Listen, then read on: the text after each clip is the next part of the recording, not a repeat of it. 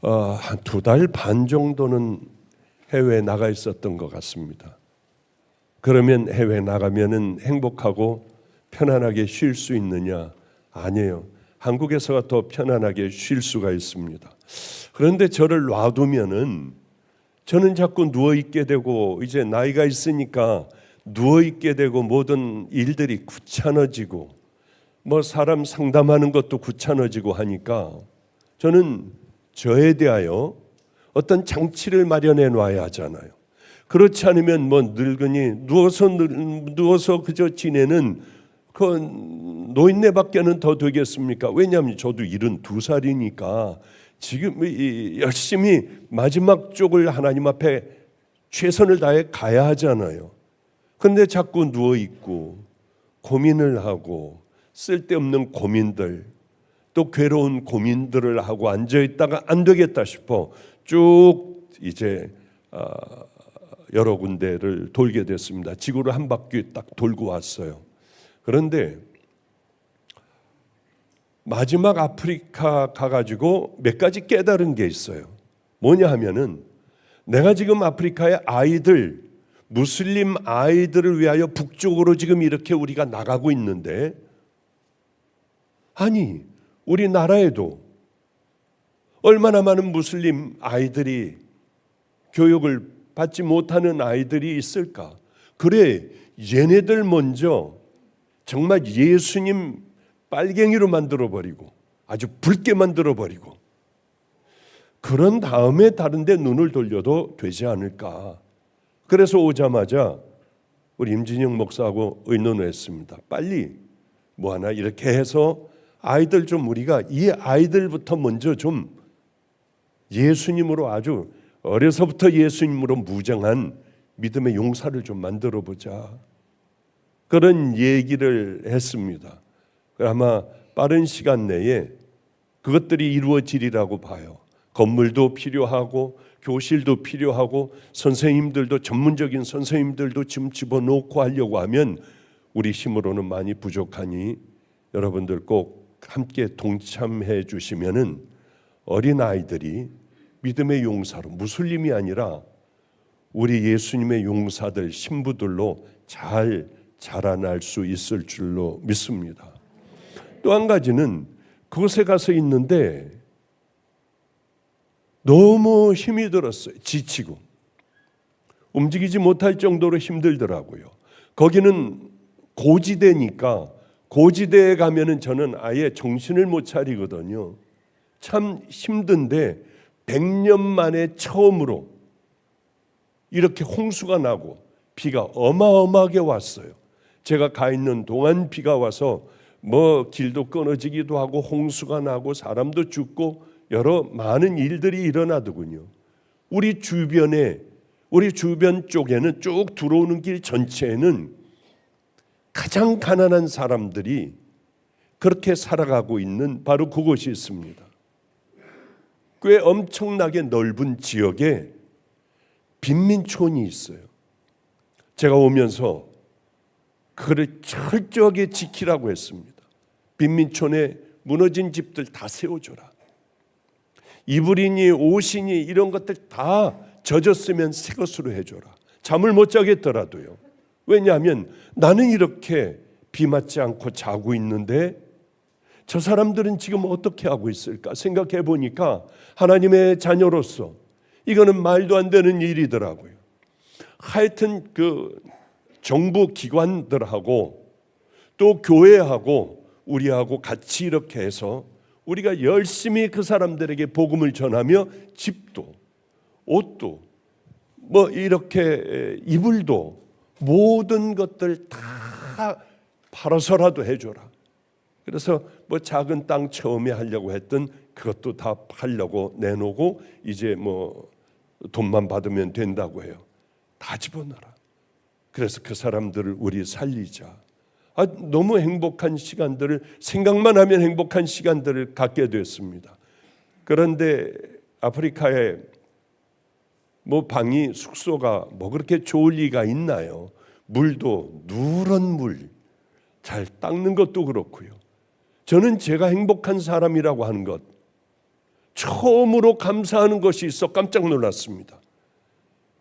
나는 인천에 내 방을 주신 하나님, 화장실을 주신 하나님, 마음껏 목욕할 수 있도록 해주신 하나님, 내 침대, 편안하게 뒹굴며 잘 수 있는 내 침대, 모기에 물릴 염려도 없는 내 침대, 이게 전부 그리워지더라고요. 얼마나 그리웠는지 몰라요. 빨리 가면은 뜨거운 물로 한참을 나는 샤워를 할 거야. 내 침대에 가면 나는 푹 잘 수 있을 거야. 그런데 왜 그런 것들을 감사하지 못했을까? 당연히 내게 있어야 할 일이라고 나는 생각을 했을까? 한국 오면은 유창한 한국어로 막 서로 소통을 하고요. 김칫국이 먹고 싶어. 그러면 김칫국도 해주고요. 아니, 이게 얼마나 행복한 내 삶이었는데 나는 왜 그것에 대한 감사를 전혀 못했을까? 그런 생각을 하게 됐습니다. 그러며 나를 관리해야지. 이제 작은 것에도 감사해야지. 그래, 일상적인 내 삶에서 감사할 거리들을 정말 찾아가면서 감사해야 되겠어. 이런 생각을 참 많이 저 나름대로 했어요. 만약에 이번에 저를 관리하지 않고 그냥 이불에 누워 늘 자듯이 하고 와서 겨우 설교 한번 한다고 하면은 이런 귀한 것을 깨달을 수 있을까? 놔두면은 저 자신 스스로도 놔두게 되면은 자연히 망가지게 돼 있어요. 여러분의 신앙들을 스스로 관리하지 않으면은 100% 여러분들의 신앙을 놓칠 수밖에 없고 하나님과 상관없는 와서 예배 한번 보고 가는 그런 가짜 신앙들이 될 수밖에 없다는 거예요. 마지막 때입니다. 지금 마지막 때에 우리가 신앙을 잘 간직해야 돼요. 어린아이들, 여러분의 자녀들 보십시오. 애들을 망치는 방법이 딱 하나 있는데 놔두면 돼요.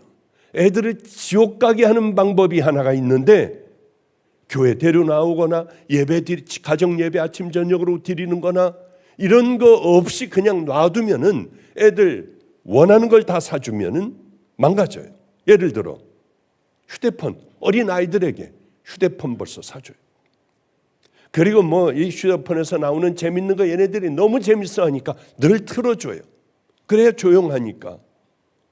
애들이 TV를 보건 오락을 하건 도둑질을 하건 거짓말하건 어질르건 그냥 놔두는 거예요.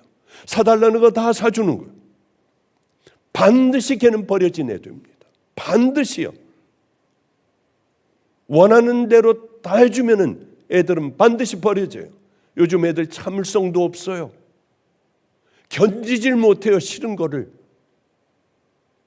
MZ세대라고 이제 20대 애들 각 교회에서 저에게 탄식을 해요. 이제 끝난 시대가 됐다. 왜냐하면 전도사들이 왔다가 오늘은 일이 좀 있으니까 6시까지 좀 해줘. 그 다음날 말도 없이 안 나온대요. 왜? 힘드니까. 왜 안 나왔냐고 하면 아르바이트 하면 더 많이 받는데 왜 내가 여기 와서 하느냐? 그럼 왜 연락도 안 하느냐? 그냥요. 싫었어요. 이런 시대가 되어버린 거예요. 희생하려고 하지 않아요. 그런 채로 그냥 뭐 이 신학교에 가니 얘네들이 무슨 놈의 목사가 되고 무슨 놈의 하나님께서 쓰시는 종들이 되겠습니까? 왜 그러냐? 부모들이 그렇게 길러버렸어요. 지옥 가도록 길러버리는 거예요. 교회커녕은 아이의 교육하고는 상관이 없어요. 여러분 자녀가 지옥을 간다면 얼마나 괴롭겠습니까? 모든 거 다 잊어버려도 서울대학 뭐 이런 데 안 가도 그저 지방대학 다니면서 하나님 열심히 섬기며 성실하고 끈질긴 아이, 정신이 건강한 아이로 만드는 게 훨씬 더 중요하죠. 그렇게 아이들을 지옥 가게 만드는 그 부모는 도대체 어떤 부모일까? 이 부모도 가짜 부모이기 때문에 그렇겠구나. 애답지 않기 때문에, 목마르지 않기 때문에 애들 원하는 대로 다 내버려 두는구나. 저는 그래요. 애들이 오면 앉는 자세부터 먼저 제가 배운 대로 그대로 똑바로 앉게 해요. 지방 이불 자기가 다 개게 해요. 청소 다 하게 합니다. 빨래 다 손빨래 하게 해요. 신발도 가지런히 놓게 해요. 걸음도 똑바로 걷게 하고 문도 쾅 닫지 않고 밀면서 닫게 해요. 전혀 소리가 나지 않게. 앉아서 책 읽고 예배드리고 잡는 법을 가르쳐주고요. 이건 우리들에게도 해당되는 얘기예요. 나이 먹거나 뭐하거나 놔두면 이상한 노인네들 되지 않습니까? 저도 그대로 놔두면 하나님하고 점점 멀어지는 걸 어떻게 합니까? 힘들고 지치더라도 나가서 설교하고 그저 상담하고 외국에 나가서 열심히, 제가 가면은 그래도 뭔가가 세워지고 하니까 열심히 다니거든요. 우린 인생은 놔두면 죄 가운데 빠지는 그런 인생들이고 하나님하고 멀어지는 인생들이에요. 어떤 길은 사람 보기에는 바르지만은 필경은 사망의 길이니라. 욕심이 잉태한 즉 죄를 낳고 죄가 장성한 즉 사망을 낳는다. 우린 놔둬요. 그대로. 자식들이 그 길을 가도 그냥 놔둬요. 때려서라도 귀한 길을 걸어가게 해야 되잖아요. 우린 그냥 놔두는 그런 삶을 살아가더라고요. 얼마나 안타까운지요. 가장 중요한 게 뭘까? 추수감사 주일, 또 신년 이 축복 성회, 가장 중요한 게 뭘까? 우리에게 우리를 이대로 놔두면 안 돼요. 우린 주님 앞에 십자가 밑으로 가야 돼요.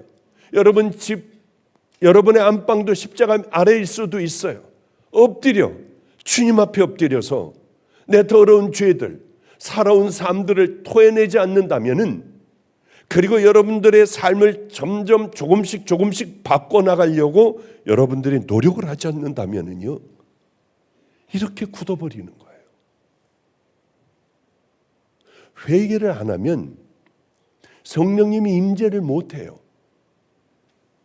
회개한 자들에게 성령님이 임재해요. 오늘 본문을 보면 성령을 소멸하지 말며 내 마음대로 살아갈 때 성령님은 소멸이 돼버려요. 하나님의 영이요. 이게 얼마나 기가 막힌 일입니까? 하나님의 영이 소멸돼 버리면은 그 다음에 내가 주인이 돼요.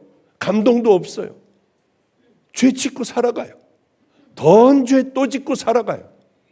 남의 상처 주고 뭐하고 교회에서 분란을 일으키고 난리 법석들을 일으켜요. 그래도 괜찮은 줄 알고 살아가고 두 손 들고 찬양하고 감동도 하죠. 울기도 하고요. 그러나 정말 그 안에 구원받는 믿음이 있을까? 이 삶으로 성령님이 안겨 주시니까 마음대로 나가요. 이게 잘하는 건 줄 알아요. 뭐가 잘못된 줄도 모릅니다. 그 길로 걸어가다 보니 딱딱하게 오랜 세월이 흐르며 굳어져 버려요. 어떻게 깰 수도 없어요. 깰 수 있는 유일한 방법은 다시 십자가 밑에 내려가 여러분의 죄를 회개하며 다시 성령님과 함께 가야 성령님께서 우리에게 그러면 안 돼. 네가 먼저 잘못했다고 해. 너 성경 읽어야 하잖아. 기도해야 하잖아. 너 주님 말씀에 순종하며 살아가야 하잖아. 이것은 성령님이 우리 안에 계실 때 그분이 말씀해 주시고 좁은 길을 향해 걸어갈 수 있는 것인데, 그렇지 않으니 어떻게 됩니까? 내 마음대로 살아가요. 마지막에 돌이키려 해도 돌이켜지지가 않는 게 무서운 사단의 전략들이에요. 저는 가끔 이런 얘기를 해요. 한꺼번에 오는 공격은 얼마든지 막을 수 있어요. 제일 힘든 공격은 작은 힘으로 꾸준하게 공격하는 것이요. 꾸준하게. 이게 저는 제일 무서워요. 뭐 갑자기 확 와도 이겨낼 수 있잖아. 이거 잘못된 거야. 할 수 있지 않습니까? 작은 것서부터 꾸준하게 공격하는 것. 그때는 정말 힘들더라고요.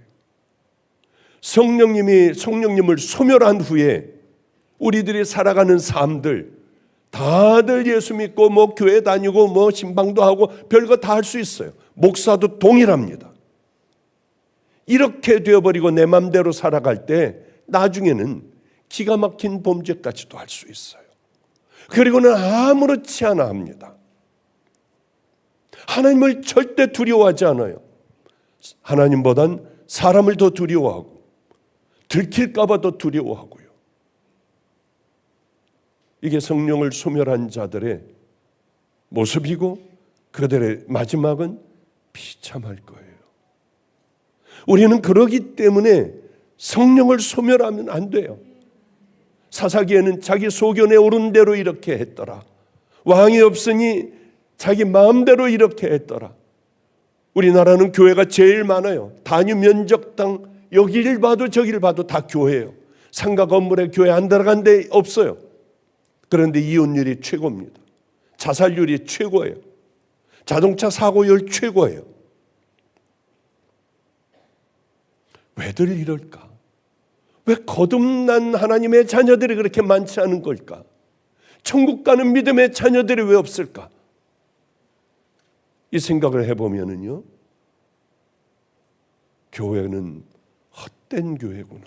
여러분, 우리는 이 마가의 다락방에 여러분 이 교회에 다니시면서 나는 정말 천국은 내가 놓치지 않을 거야. 이제 마지막 때가 다 됐잖아요. 두렵고 떨리더라고요. 우리가 잘 마지막은 간수해야 될 텐데 성령님이 떠나버리면 이 얘기도 내게 해당이 안 되는 얘기예요. 우리는 다시 한번 십자가 밑에 가 더러운 나를 고쳐달라고요. 죄를 용서해 달라고 정말 애절하게 기도해야 될 겁니다. 눈 떠도 그 간절한 그 기도가 없어지고 찬양이 없어지고 또 성경 보는 것 없어지고 하나님 말씀대로 순종하는 것 없어지기 시작하면 나 성령님을 소멸해버리는 모양이다. 감사도 없어져요. 작은 것에 감사할 줄 아는 그 마음도 없어져 버리게 돼 있어요. 오늘은 벌써 이 본문으로 돌아갈 시간이 지났군요. 죄송해요. 범사에 감사해라. 이것이 그리스도 예수 안에서 하나님께서 너희들을 향하신 간절한 뜻이 되는 거예요. 그러니까 우리 기뻐하고 기도하고 감사하는 것만큼은 우리 안에 꼭 붙들고 있으며 하나님 나 다시 성령 충만하게 해주세요. 여러분 성령 충만하면은요 매 맞건 뭐하건 간에 어떤 억울한 일을 당하건 간에 상관이 없어요. 주님만 아시면 돼 하는데 성령님을 다 잃어버리면은 억울해 못 견디고 그냥 입에 침을 튀기고 변명하고 별의별 짓들을 다 하잖아요. 그래요. 그래 우리는 생각을 조금 다르게 해야 돼요. 항상 어떻게 기뻐하고 기도하고 어떻게 항상 감사할 수 있습니까? 그런데 그 방법을 제가 이번에 여행하면서 찾아냈습니다. 저는 이제 캐나다에 갔다가 미국도 뉴저지에 그 누님네 댁에 좀 머물다가 케냐로 아프리카로 갔습니다. 그런데 누님네 집에 있을 때만 되면은 밥을 먹고 이제 아침을 먹고요. 그리고 커피 한 잔을 먹을 때쯤이면은 누나의 사위가 1층에 저쪽 바로 옆방에서 연습을 해요. 바이올린을 잘하는 친구거든요. 메트로폴리탄 오페라 하우스에서 악장이고 또 지휘도 하고 하여튼 좀 유명한 친구예요. 4살 때부터 바이올린을 했으니까. 그리고 거기에서 밤낮 오페라를 연주하고 하는데 다 외웠죠 이제. 근데 커피만 마시려고 하면 그냥 막 이러는 거예요. 처음에는 좀 그렇더라고요. 내려가서 마실까 하려고 하는데 저희 매형이요 이런 얘기를 해요. 저 지금 저거 하는 곡 있지? 저거 쟤 대단하지. 내가 보기엔 최고로 잘하는 애 같아. 제가 저 곡 할 때면은 진짜 최고로 잘해. 근데 귀를 기울이고 들어보니까 잘하더라고요. 그게 내려가서 커피를 마실까 하다가 와 진짜 대단하네. 그리고 그거를 즐기면서 한 곡 더 하지, 조금 더 하지 할 정도가 되더라고요.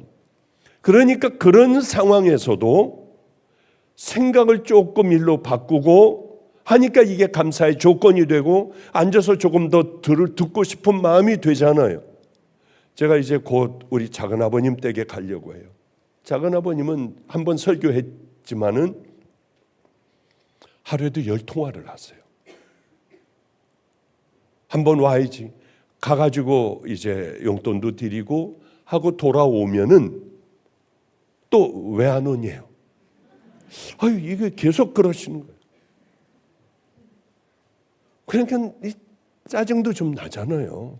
아니 계속 가는데 왜 10통씩 전화를 왜 또 하시고 또 이 음성으로다가 녹음해서 왜 안 와? 한번 오래도 그냥 이게 그냥 이만큼씩 그냥 쌓여 있고요.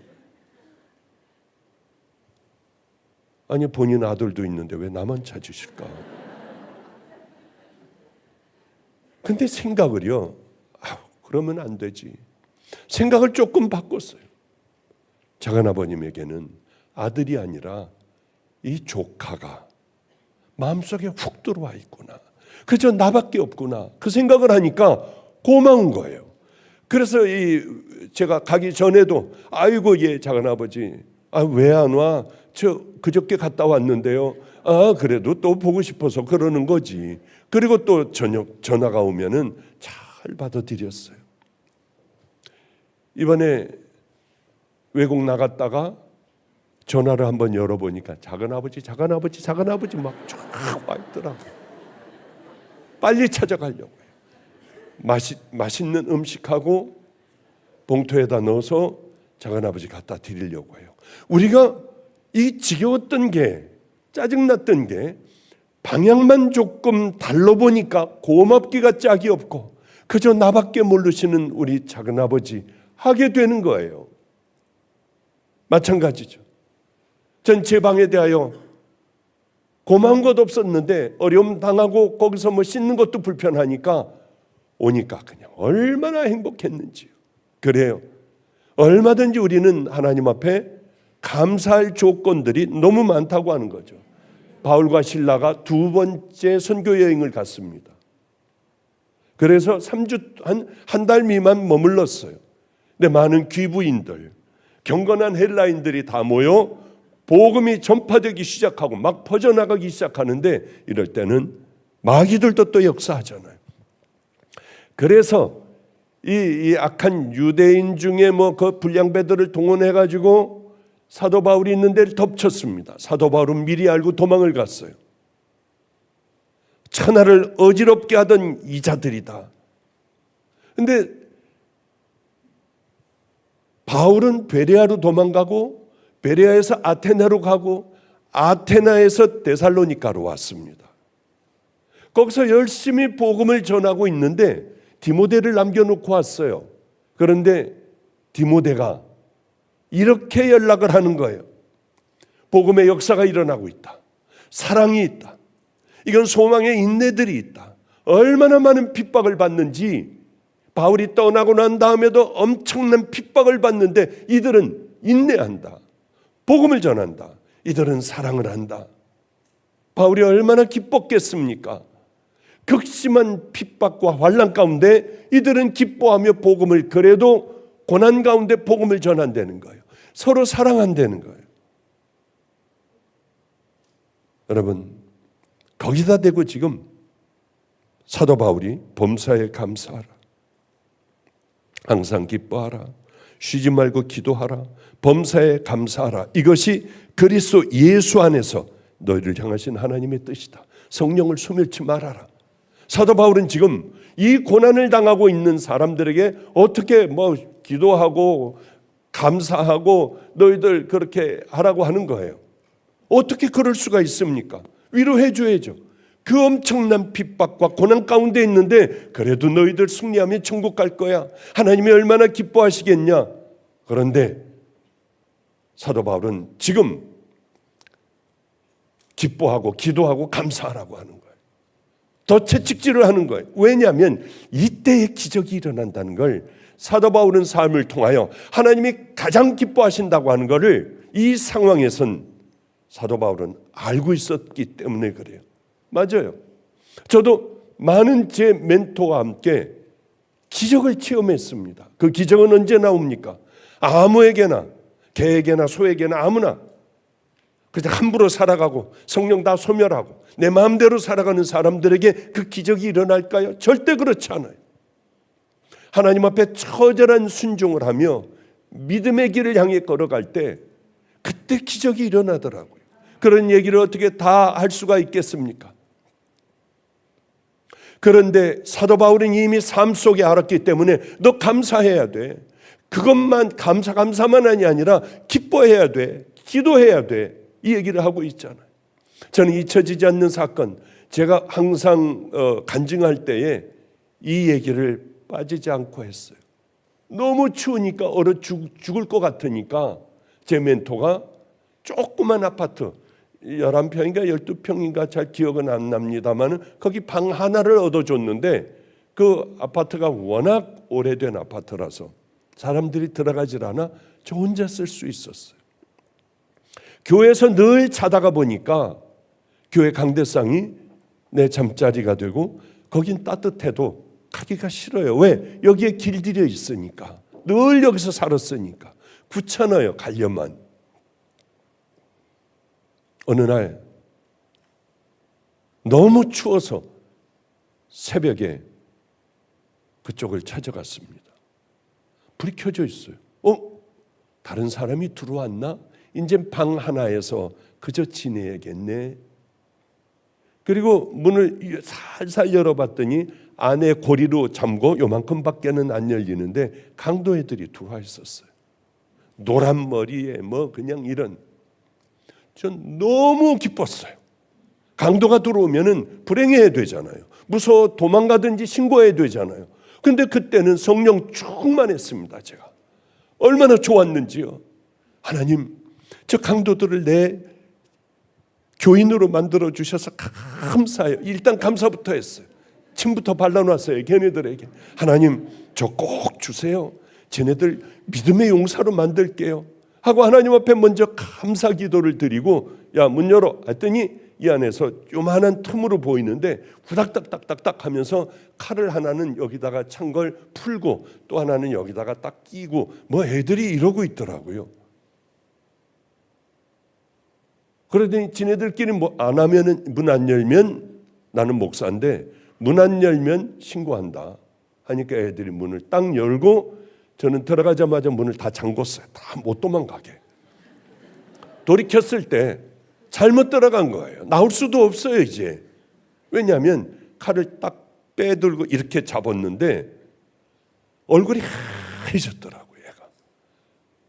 그러면서 떠는데 약물을 다 하고 있었어요. 죽인다고 하는데 이것도 잘 돌아가지도 않으면서 죽여버린다고 하면서 달려들더라고요.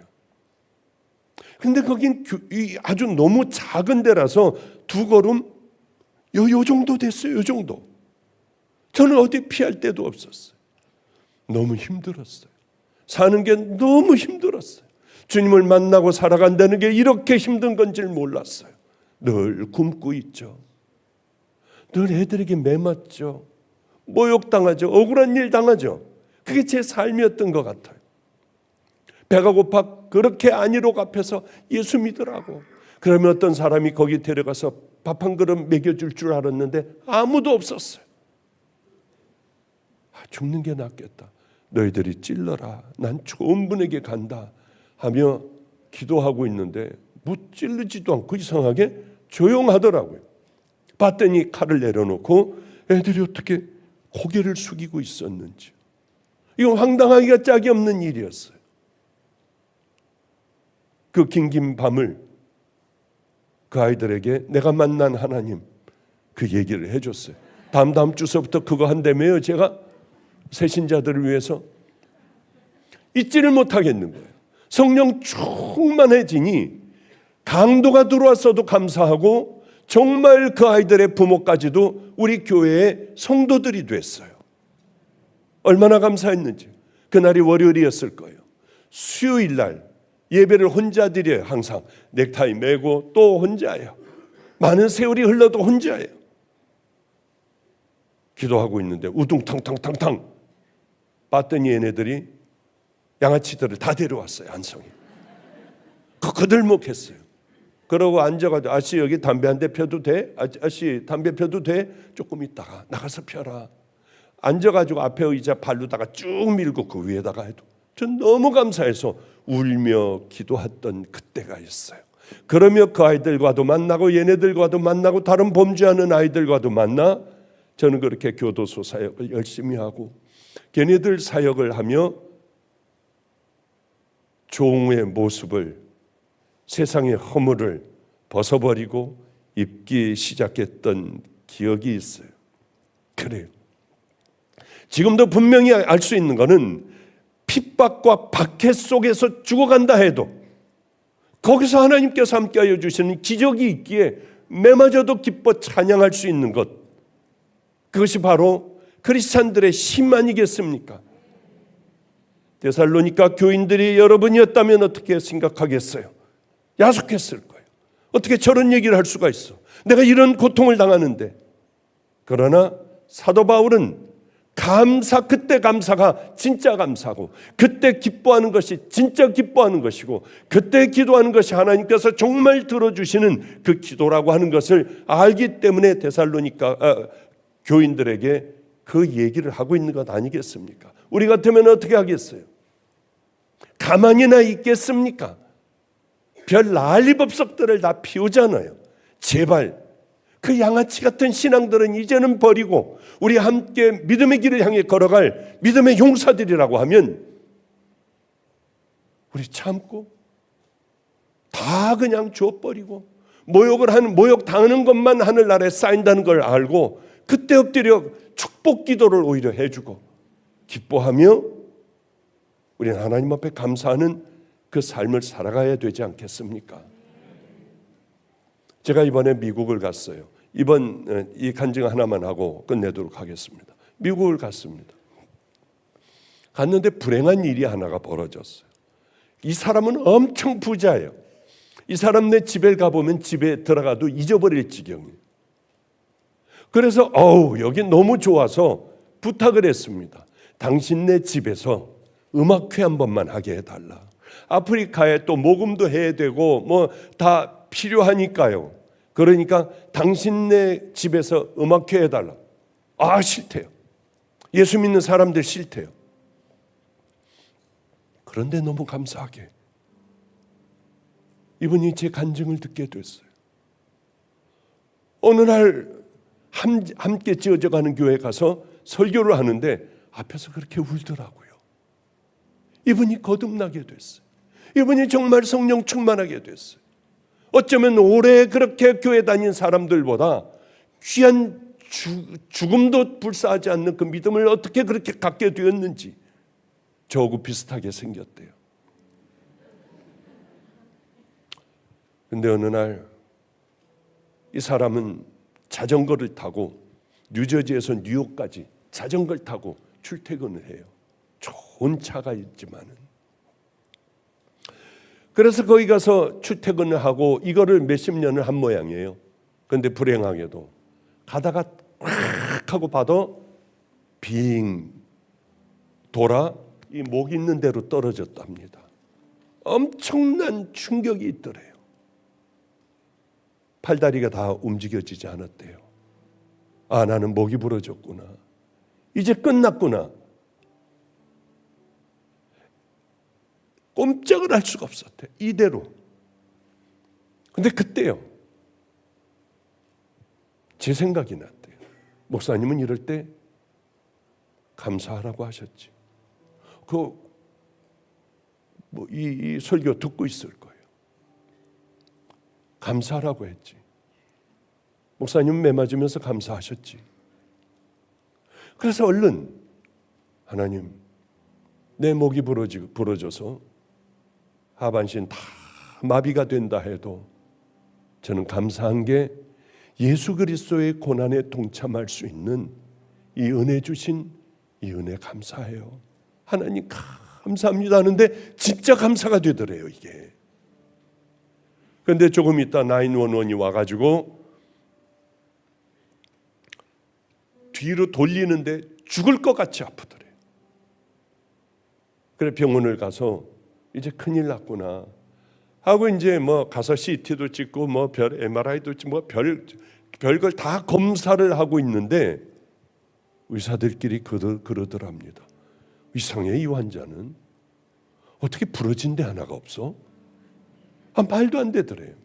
이렇게 부러지면 이 어깨뼈가 부스러지든지 쇄골이 나가고 뭐 목뼈가 부러졌을 텐데 이 사람은 괜찮아. 그러더래요. 그런데 통증은 여전히 있어. 의사가 이제 여기 서울대학병원도 와가지고 다 검사를 해봐도 당신 운동만 하면 된다. 목사님 이제 80%가 나았어요. 왜 하나님께서 그렇게 해주셨을까? 생각을 해보니 먼저 넘어지면은 목뼈 부러져서 울고불고 난리법석을 피우고 그냥 그때야 주님을 찾고 할 텐데 이분은 딱 그러자마자 예수님의 고난에 동참하게 해주셔서 감사해요. 저는 그렇게 생각해요.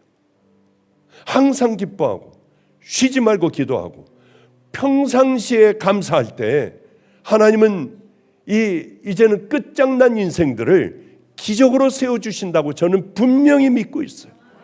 그동안 내가 믿어온 하나님, 그 하나님은 아무에게나 일으켜 세워주시는 것이 아니라 그 마음을 갖고 평상시에 늘 그 삶을 살아가던 그 가운데에 하나님 기적의 은혜로 역사하신다는 것이죠.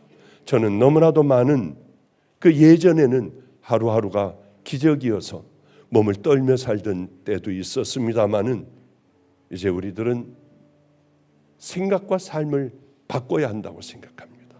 우린 진짜 크리스찬들이 되자고요. 정말 우리는 함께 가는 믿음의 용사들이 되자고요. 어린아이도 살점 떨어져도 너 용사야. 너는 예를 들어 트럭 하나의 용사야 하면 조금 더 울지 않고 그냥 눈물만 뚝뚝뚝뚝 흘리고 다 참을 수 있는 것과 같이 우리는 하나 예수 그리스도의 신부입니다. 천국 백성이에요. 하나님의 자녀들이에요. 그 자녀들로 이제는 우리의 삶을 바꿔나가면 성령님께서 다시 여러분들에게 풍성한 은혜로 함께하여 주시는 놀라운 은혜가 임할 줄로 믿습니다. 기도하겠습니다. 하나님, 거짓된 허물을 다 벗어버리게 하시고 우리의 가면을 다 뜯어내게 하여 주시사 이제는 진실한 힘이 들어도 습관이 되지 않아 어색하기가 짝이 없어도 엎드려 기도하는 자녀들, 늘 감사하는 자녀들, 그저 생각을 받고 기뻐하는 자녀들이 되게 하여 주시사 하나님이 이 땅에 살며 주님과 동행하고 성령님의 놀라우신 은혜에 아버지 하나님의 통치 가운데 들어가는 귀한 자녀들 다 되게 하여 주시옵소서. 진실한 믿음의 자녀들 되기를 간절히 소망하오며 예수님 이름으로 축복하옵고 기도드렸습니다. 아멘. 기도하겠습니다. 거룩하신 하나님, 왜 그렇게 살기가 어려운지요. 하나님, 인생의 힘든 길을 걸어가는 우리 성도들을 눈동자같이 지켜주소서. 그래야 우리는 끝까지 승리할 수 있습니다. 아버지, 회개하는 믿음의 자녀들마다 오늘 성령님 함께 부어주셔서 다시 시작할 수 있도록 역사하여 주시옵소서. 그래서 우리도 항상 기뻐하고 쉬지 않고 기도하고 범사에 감사할 줄 아는 하나님의 뜻을 다 이루어 드리는 은혜의 자녀들 되기를 소망합니다. 함께 저 천국을 향하여 늘 깨어 걸어가게 하여 주시옵소서. 오늘도 하나님 사랑하는 마음으로 추수감사 주일 예물을 올려드립니다. 하나님, 이제는 우리의 마음 중심으로 준비된 예물을 올려드릴 수 있도록 우리를 고쳐주소서. 이 물질은 우리가 계획하고 있는 가장 아름다운 곳에만 다 쓰여지게 하여 주시고 바친 손길들이 축복의 손길이 되게 하옵소서. 오늘도 우리 주님 치유와 회복으로 함께하여 주시며 또 막힌 모든 문제들을 풀릴 수 있도록 함께하여 주실 줄 믿고 의지합니다. 이제는 벌레짓만도 못한 우리들을 위하여 십자가에 달리시사 다 소멸해버린 성령님을 다시 마음껏 부어주실 수 있도록 십자가에 달려 돌아가신 우리 구주 예수 그리스도의 은혜와 더러운 세상에 가장 귀한 분을 아낌없이 보내주신 하나님 아버지의 사랑과 깊이 깨닫게 하여 주시는 성령님의 내주교통 감동하심이 이곳에 모여있는 믿음의 자녀들, 결단하는 자녀들, 또한 가족들 머리 위에 이제로부터 영원히 함께 하시기를 간절히 축원합나이다. 아멘.